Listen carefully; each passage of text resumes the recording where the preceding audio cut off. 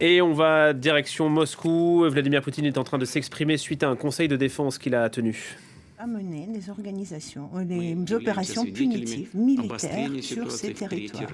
Et il semblerait que nous soyons témoins aujourd'hui d'une troisième hausse de tension militaire dans cette région. Et je voudrais souligner que toutes ces années, les habitants de ces régions ont fait l'objet de brimades, si vous voulez, un blocage, des tirs d'artillerie réguliers. Et comme vous le savez, les personnes qui vivent sur les territoires proches de la ligne de contact ont été forcées d'habiter dans leurs caves, d'y habiter avec leurs enfants, à force de toutes ces brimades.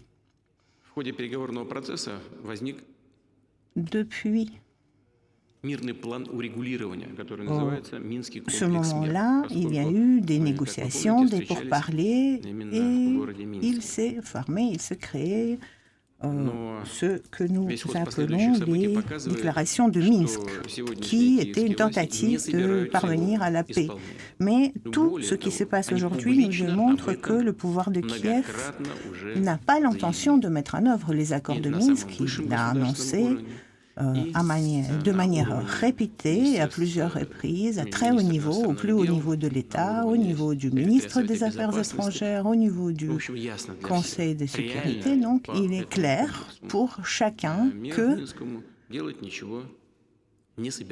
n'y a aucune intention de la part de l'Ukraine de mettre en œuvre concrètement les accords de Minsk. Néanmoins, la Russie a mis en œuvre un certain nombre d'efforts et continue à en mettre en œuvre un certain nombre afin de résoudre toutes ces questions complexes et tous ces aspects tragiques de manière pacifique. Mais malheureusement, aujourd'hui, nous avons ce que nous pouvons constater, ce que nous avons. Et l'objectif de notre réunion d'aujourd'hui est d'entendre nos collègues et de décider des mesures que nous allons entreprendre sur ce front. Je parle de plusieurs aspects. De demandes qu'adressent à la Russie les républiques populaires de Donetsk et de Lugansk, demande de reconnaître leur souveraineté, mais également la décision de la Douma sur ce même sujet. Et l'appel adressé au président, au chef de l'État, de reconnaître la souveraineté et l'indépendance des républiques populaires de Donetsk et de Lugansk. En même temps, je voudrais noter que ces questions sont bien sûr intrinsèquement liées. Bien sûr, ce sont des questions différentes, mais elles sont intrinsèquement liées aux problèmes globaux de sécurité, à la fois dans le monde, mais en particulier sur le continent européen. Parce que l'Ukraine est utilisée en tant qu'instrument de contradiction à la Russie. Et ça, c'est une question que nous voyons comme une menace sérieuse, une menace très importante pour la Russie. Et c'est pour cela que, depuis un certain nombre de mois, nous avons intensifié notre dialogue avec nos partenaires outre-Atlantique, au niveau de l'OTAN, pour parvenir à la sécurité, pour parvenir à un développement pacifique, tranquille et dans un contexte de sérénité du pays. Il nous faut la sécurité, il nous faut créer des conditions pour le développement. Mais malheureusement, il faut que nous comprenions la réalité du contexte dans lequel nous vivons. Et comme je l'ai déjà dit, si nous sommes confrontés à la menace de l'accession de l'Ukraine à l'OTAN, l'admission de l'Ukraine à l'OTAN, eh bien, nous considérons que la menace pour notre pays sera beaucoup plus importante, parce que l'article 5 de la charte de l'OTAN indique que tous les membres de l'Alliance doivent faire la guerre du côté d'un de leurs membres.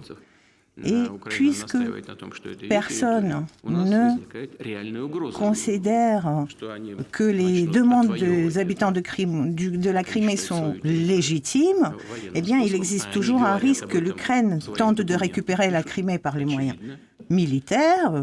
D'ailleurs, cette possibilité est indiquée dans les documents ukrainiens. Et donc, à ce moment-là, tout l'OTAN sera obligé de se joindre à cette opération, à ces opérations militaires. L'on nous dit que certains membres de l'OTAN sont contre l'adhésion de l'Ukraine à l'OTAN. Mais néanmoins, en 2008, à Bucarest, un mémorandum a été signé. Et ce mémorandum ouvre les portes de l'OTAN à l'Ukraine et à la Géorgie. Et lorsque je pose la question « Pourquoi avez-vous fait cela ?», je ne reçois aucune réponse. Et ce manque de réponse a lieu sous la pression des États-Unis. Alors, si les membres de l'OTAN ont fait quelque chose une fois sous la pression de l'États-Unis, où est la garantie pour nous que cela ne se reproduira pas? Il n'y a aucune garantie d'ailleurs, de rien, puisque les États-Unis refusent allègrement beaucoup de documents qu'ils signent, beaucoup d'obligations qu'ils prennent. Mais il nous faut certains éléments qui soient formalisés sur le papier, sous forme de droit international, d'un document qui serait valable en termes de droit international. Et pour le moment, nous n'arrivons pas à obtenir cela. Alors, voilà comment nous allons travailler aujourd'hui. Je vais d'abord passer la parole à Sergueï Lavrov, parce que c'est celui qui tente aujourd'hui de trouver des accords sur les garanties de sécurité avec Washington et avec Bruxelles. Ensuite, je passerai la parole à Dimitri Kozak pour qu'il nous informe de son évaluation de ce qui se passe en termes de pourparlers et de mise en œuvre des accords de Minsk.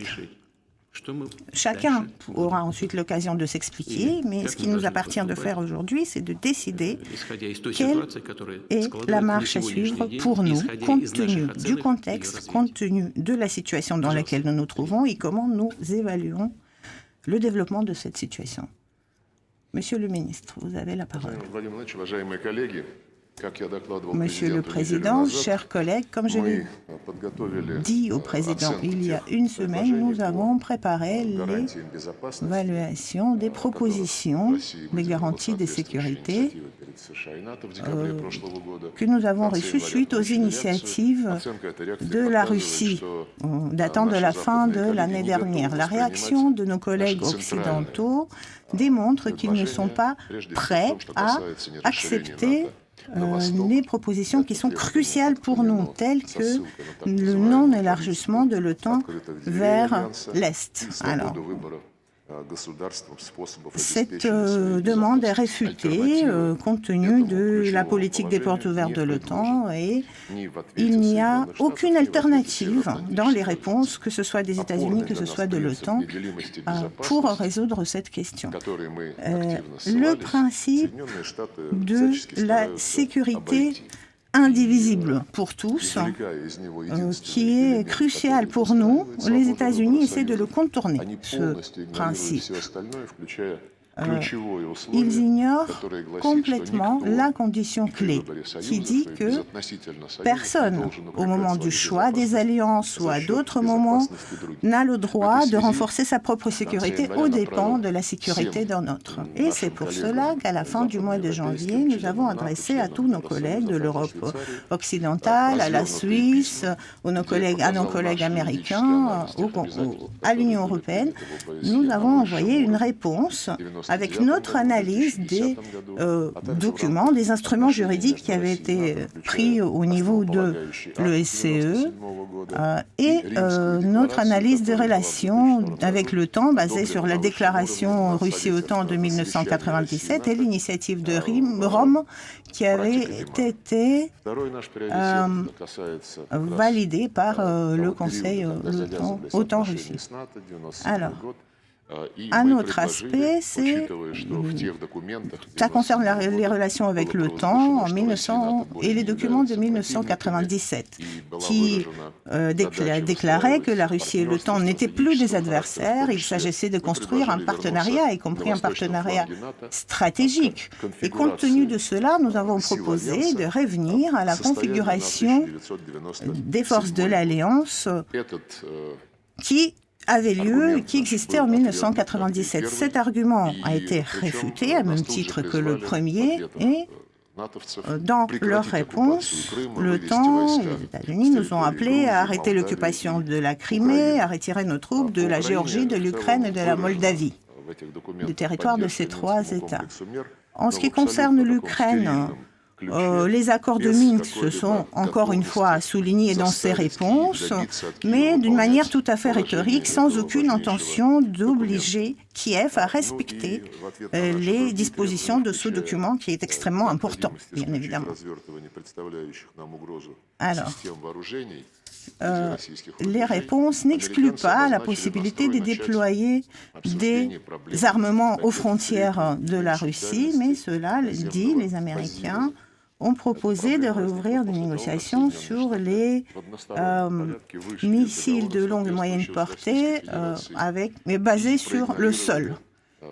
Ce problème, d'ailleurs, s'est posé au moment où les Américains ont quitté le traité idoine et n'ont pas accepté la proposition que vous avez faite, Monsieur le Président, à l'époque, d'un moratoire réciproque avec des moyens de vérification adéquats.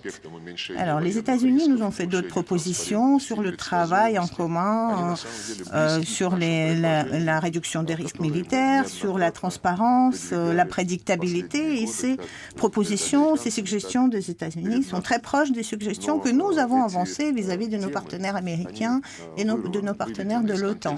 Mais tout cela, dans leur réponse, est extrait du paquet que nous proposions. Et il y a d'autres aspects qui sont abordés, tels que les questions de sécurité dans le ciel et sur la mer, de contact entre les militaires, des lignes rouges téléphoniques civiles, de mécanismes de prévention d'incidents militaires dangereux. Donc, notre impression générale est que les collègues essaient de prendre le paquet de propositions que la Russie leur a avancé et d'en extraire certaines choses qui nous semblent secondaires, qui bien sûr permettraient de réduire les risques d'une certaine manière, mais qui ne limiterait en rien la liberté des États-Unis et de l'OTAN sur la répartition des forces sur l'espace de l'OTAN et de l'espace, si vous voulez, avoisinant l'OTAN. Et donc, en plus, nos partenaires nous posent la condition qui serait la désescalade autour de l'Ukraine. Donc, il faudrait que la Russie agisse la première. Et donc, nous pouvons constater qu'il y a des petites avancées dans les réponses de nos partenaires occidentaux, mais nos initiatives du décembre et le fait que nous avons persévéré dans ces initiatives ont permis aux États-Unis et à nos partenaires de l'OTAN de tenir compte de certaines de nos propositions en termes de contrôle des armements et de baisse, si vous voulez dire, ou de contrôle des tensions qu'il peut y avoir. Et ce travail, ce dialogue doit continuer. Nous avons réagi de manière détaillée, mais nous n'avons adressé pour le moment notre réponse qu'aux États-Unis à cette deuxième proposition. Pourquoi les États-Unis d'abord? Parce que la dimension de l'OTAN nous paraît, si vous voulez, secondaire, puisque l'OTAN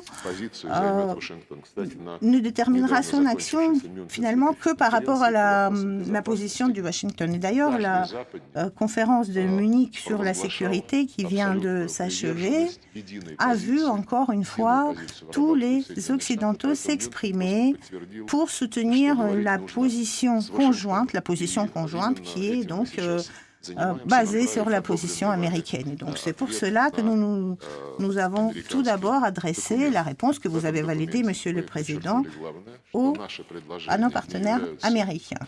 Et dans cette réponse, nous avons souligné la chose principale.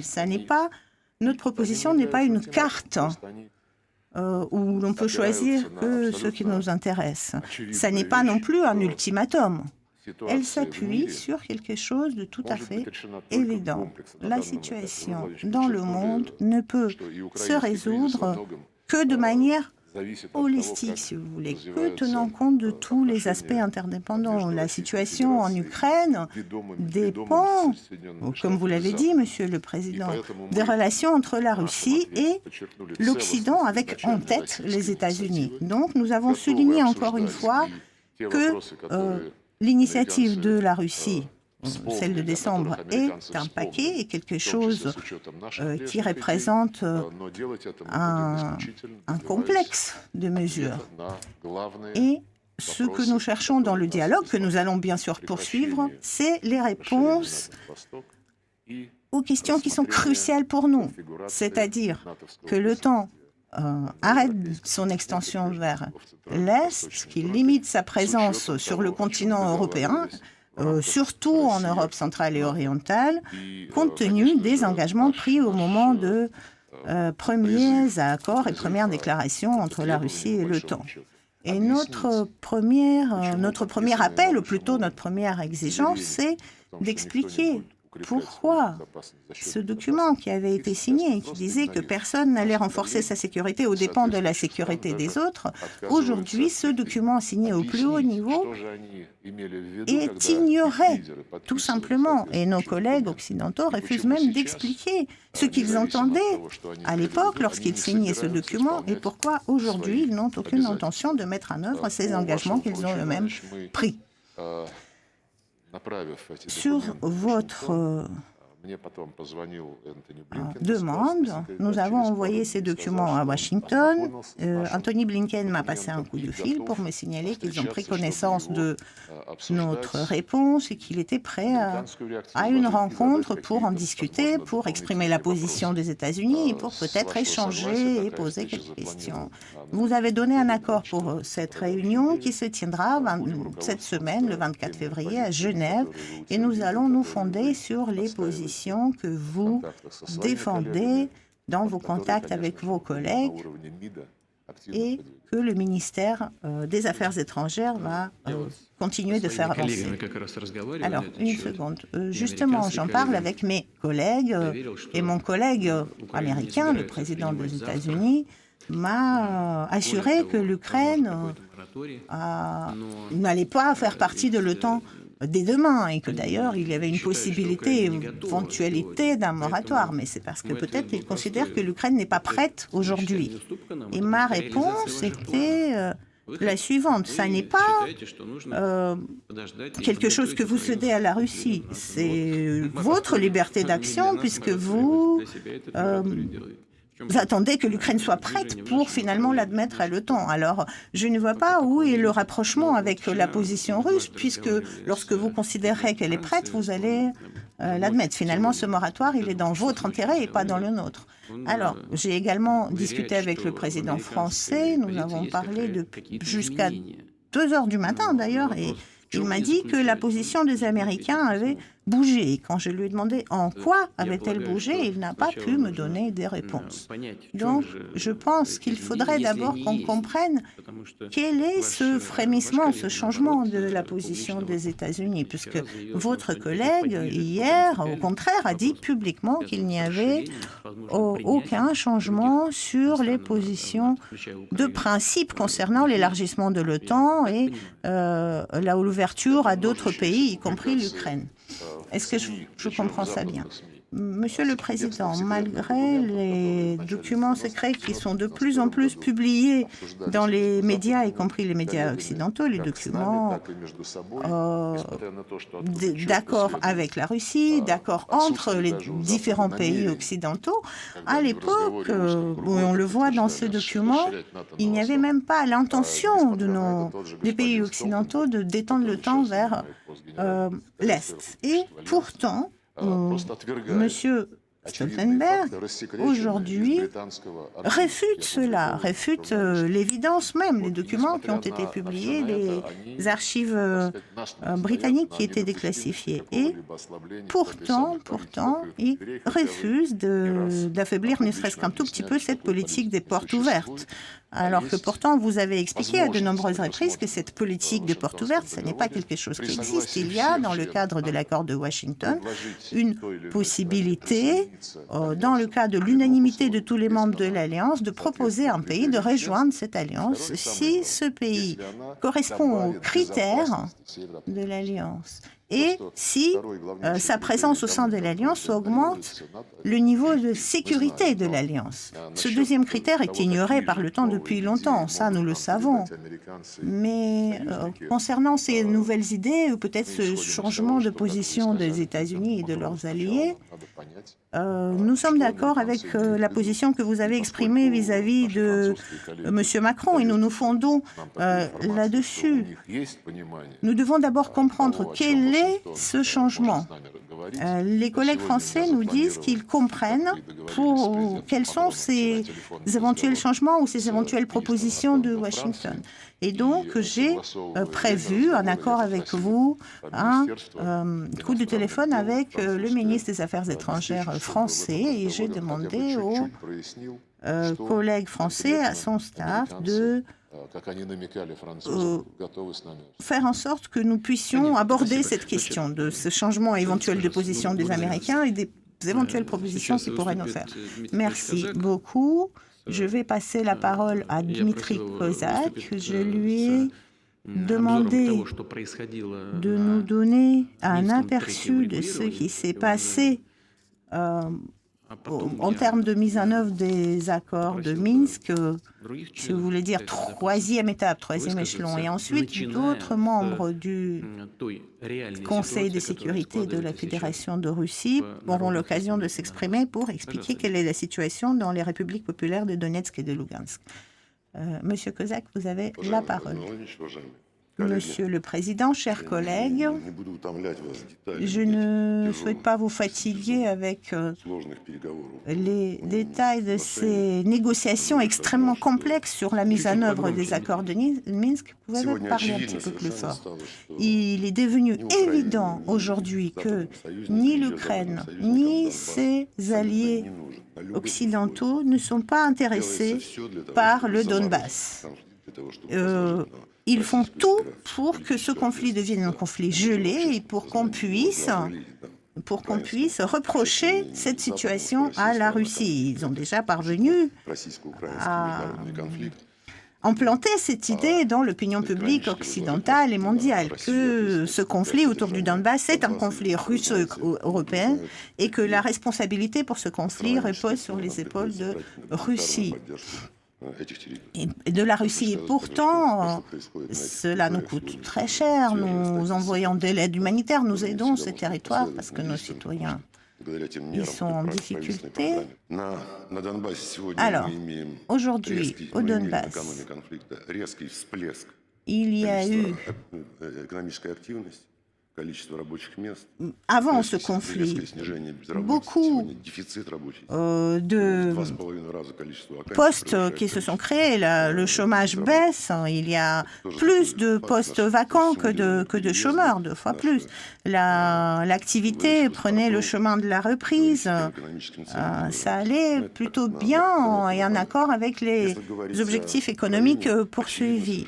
Alors, quant à l'Ukraine, il est évident que ni l'Ukraine ni l'Occident ne veut régler ce conflit dans le Donbass. Ils veulent geler ce conflit.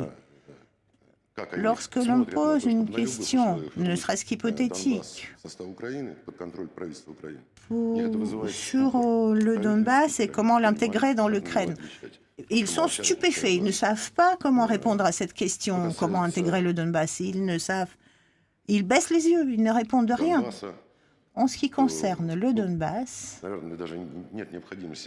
je pense qu'il n'est nul besoin d'expliquer les raisons politiques et économiques. Non, dites-nous comment se passent les pourparlers autour des accords de Minsk. En quel état sont ces pourparlers? Eh bien, ces pourparlers sont au niveau zéro depuis 2015. Comme vous le savez, les accords de Minsk prévoient un dialogue sur le statut du Donbass après le conflit. Ce dialogue, il devait commencer dès que les armes lourdes auraient été retirées de la ligne de contact. Les armes lourdes avaient été retirées officiellement. Le 8 mars, ce retrait avait été terminé. Le 9 mars, on devait commencer le dialogue et sur la fin de l'année 2015, on aurait dû avoir des amendements à la Constitution ukrainienne qui auraient été validés par la population du Donbass. Et ensuite, dans le cadre de cette constitution amendée, des élections, et ensuite la frontière aurait dû passer sous le contrôle de l'Ukraine. Malheureusement, ce dialogue n'est pas commencé. L'Ukraine garde le secret sur le statut du Donbass tel qu'elle l'envisage. Si nous pouvons en tirer des conclusions, c'est que nous pensons qu'elle imagine des municipalités ordinaires ukrainiennes sans aucun statut particulier. Et l'Ukraine a réussi à convaincre l'opinion publique, le pouvoir ukrainien a réussi à convaincre l'opinion publique que cette partie des accords de Minsk sur le statut particulier des républiques de Donetsk et de Lugansk était inacceptable, il était impossible de les mettre en œuvre et que si l'on acceptait ce précédent, eh bien les autres régions de l'Ukraine allaient se lancer dans la même demande et la même quête d'autonomisation, si vous voulez. Il existe une telle demande, par exemple, dans l'ouest de l'Ukraine. Et ça, c'est la conviction profonde du pouvoir ukrainien et aujourd'hui de l'opinion publique. Dans la salle des pourparlers sur les accords de Minsk, à mi-voix, presque en chuchotant, ils reconnaissent que ces accords sont importants et en sortant de la salle, il décrète publiquement, il déclare publiquement que ces accords de Minsk sont une corde qui les étrangle et qu'il n'y a aucun moyen de les mettre en œuvre. Alors, comme je vous l'ai dit, dit le président Poutine, j'ai discuté avec mon collègue français hier et il me disait que le pouvoir ukrainien était prêt à mettre en œuvre les accords de Minsk et a même des nouvelles idées en ce qui concerne leur mise en œuvre et la mise en œuvre des élections même, selon la formule Steinmeier. Alors, je le répète, cela dure depuis 8 ans et l'Ukraine s'est retrouvée dans des situations parfois comiques puisqu'il ment ouvertement. Il parle des accords de Minsk dans le cadre du groupe de contact, du format Normandie. Il y a quelque chose qui est écrit sur le papier, c'est écrit en noir et ils nous disent c'est écrit en blanc. Alors moi, quelquefois, je leur disais peut-être c'est écrit à l'encre invisible ou avec du lait. Nous n'avons qu'à passer un coup de fer à repasser dessus. Alors, vous dites la Russie est une partie du conflit. Alors, dites-nous quelles sont nos obligations en tant que partie au conflit. Alors, j'ai demandé si vous considérez que la Russie est un agresseur. Aidez les Allemands et les Français à formuler quelles sont les actions que la Russie pourrait faire. Et là, les Français et les Allemands nous rétorquent peut-être que la Russie pourrait inventer elle-même ou créer elle-même des obligations. Alors, parfois, nous disons « bien, nous allons vous aider ». Quelle est la situation du Donbass? Quel est le rôle du Donbass? Est-ce qu'eux refusent de mettre en œuvre certaines parties de ces accords de Minsk? La réponse que nous recevons, c'est « nous ne le savons pas. Nous ne savons pas comment le Donbass enfreint ces accords. Est-ce que vous pouvez nous le dire ?» Alors, effectivement, ils n'ont pas de position. Ils ne savent pas quelles seraient les obligations de la Russie. Alors, attendez, éclairez-nous. En ce qui concerne les points 9, 11, 12 des accords de Minsk, il y est inscrit que les décisions doivent être prises dans le cadre d'un dialogue, non, plutôt dans le cadre d'une consultation avec les représentants de ces républiques. Alors, malgré ce qui est inscrit dans les accords de Minsk, je pense que la dernière fois, on avait même apporté un dictionnaire d'anglais à Berlin, et malgré cela, ils considèrent que ça n'est pas une exigence d'un dialogue direct avec les représentants de ces... Puisque ce qui est inscrit, c'est les discussions et les consultations. Et donc, ils considèrent que ça n'est pas un appel au dialogue direct. Alors, donc, des consultations et des discussions, ça ne signifie pas un dialogue direct, c'est ça? Oui, absolument. C'est la position des Ukrainiens. Le président Macron vous disait qu'il fallait que ce dialogue ait lieu dans le cadre du groupe de contact et sous la surveillance de l'OSCE. Et ça aussi, c'est un faux problème, puisqu'effectivement, cela n'est pas que dans le cadre du groupe tripartite de contact sous le monitoring de l'OSCE. C'est toujours comme ça que ça se passe. Le Donbass avance ses propositions au groupe de contact tripartite. Et ces discussions se passent toujours sous la surveillance de l'OSCE. Et lorsque les représentants du Donbass s'expriment, les Ukrainiens ferment les oreilles. Et quand on leur dit « répondez à ces revendications », ils disent « eh bien, si la Russie nous demande, nous répondrons ». Et lorsque la Russie pose la question, comme ça s'est passé l'année dernière à Berlin, à quel moment vous allez amender votre constitution en accord avec les accords de Minsk? Eh bien, c'est l'hystérie en Ukraine. L'année dernière, il a été dit en Ukraine que la Russie avance un ultimatum sur l'amendement de la constitution ukrainienne, qui est une affaire des souverainetés ukrainiennes et que personne n'a le droit de s'y ingérer. Donc, si je comprends bien, le pouvoir de Kiev refuse un dialogue direct avec les républiques de Donetsk et de Lugansk. Ils disent qu'ils doivent le faire dans le cadre d'un dialogue avec la Russie. Et lorsque la Russie propose des mesures pour mettre en œuvre les accords de Minsk, eh bien, nous avons en réaction une hystérie et des paroles sur l'ingérence russe dans les affaires intérieures ukrainiennes. Donc, ils essaient de nous provoquer pour ensuite nous accuser d'intervenir ou de s'ingérer. Alors, les accords de Minsk. Est-ce que nous pouvons les lire de manière suivante? Ce ne sont pas les républiques autoproclamées qui devraient avancer des propositions, c'est plutôt au pouvoir ukrainien d'avancer des propositions sur la mise en œuvre des accords de Minsk. Alors ça, c'est effectivement la dernière proposition en date qui est apparue le 10 février à Berlin. Alors, c'est une sorte de chipotage, si vous voulez dire, juridique. Puisqu'il s'agit de la constitution ukrainienne, il faut que l'initiative soit dans les mains du pouvoir ukrainien. Et qu'est-ce qui se passe s'il y a des amendements à ces initiatives? Si, par exemple, les propositions de l'Ukraine sont complètement absurdes, si c'est complètement délirant et que le Donbass a une alternative, est-ce que cette alternative, cette proposition d'amendement sera étudiée? Eh bien, la réponse n'est pas très concluante. Ils disent « on ne sait pas ». Ils baissent les yeux. Alors finalement, les Ukrainiens se montrent très inventifs, inventent sans cesse des schémas pour dire que leurs propres propositions ne peuvent pas finalement être discutées, puisque c'est un droit souverain de l'Ukraine. Si la Russie les met en question, eh bien, c'est de l'ingérence, et si c'est le Donbass qui les remet en question, eh bien, ce sont des séparatistes qui n'ont aucune voix à chapitre, etc. Alors, l'Ukraine l'a dit, et de manière très inattendue, la France l'a soutenu hier. Et cet aspect clé des accords de Minsk, que ces amendements à la Constitution doivent faire l'objet de consultations avec les populations des républiques populaires de Donetsk et de Lugansk. Est-ce que cet aspect est ignoré? Absolument. C'est ignoré. Il y a des schémas qui se montent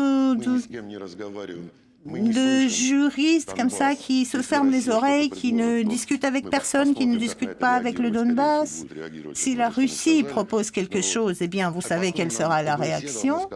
Et ensuite, l'OSCE doit dire que cette boîte noire qui est le groupe de contact tripartite, serait d'accord. Alors, c'est quelque chose qui est complètement, si vous voulez dire, artificiel comme mode de fonctionnement. Chers collègues, une dernière question.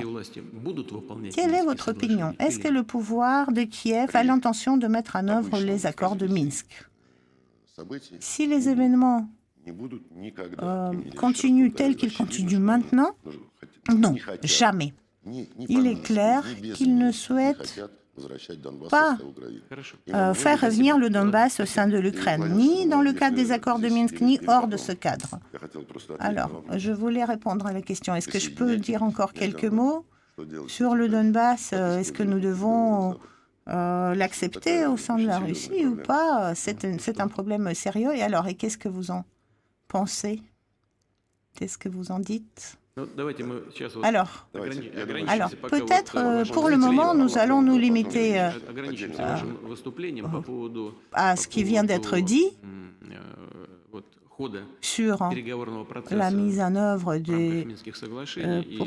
pour la mise en œuvre des accords de Minsk. Nous nous arrêtons sur votre évaluation de ces perspectives futures qui paraît pas très optimiste. Alors, dans le cadre des accords de Minsk. Et donc, on va s'en tenir là pour le moment. Et je voudrais maintenant passer la parole au directeur du FSB.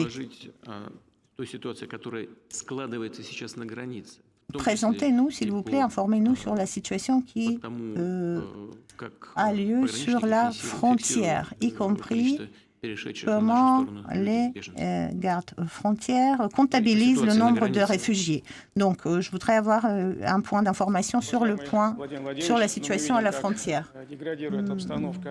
Monsieur le Président, nous constatons une dégradation de la situation sur les territoires des républiques populaires de Donetsk et de Lugansk.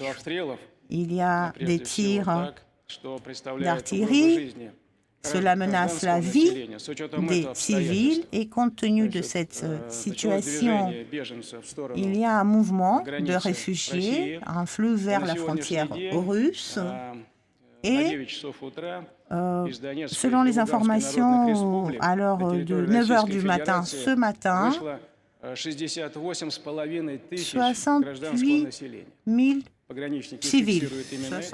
Voilà, on est en train de suivre ce conseil de défense à Moscou autour de Vladimir Poutine, conseil de défense qui est filmé, ce qui est assez rare. En tout cas, c'est clairement une mise en scène puisque les caméras sont branchées et Vladimir Poutine étudie, c'est peut-être la principale information de ce conseil de défense, il étudie la possibilité de reconnaître les régions séparatistes en Ukraine, donc celles de Louhansk et de Donetsk, à la demande, Bruno Darroux, des séparatistes eux-mêmes et du Parlement russe également.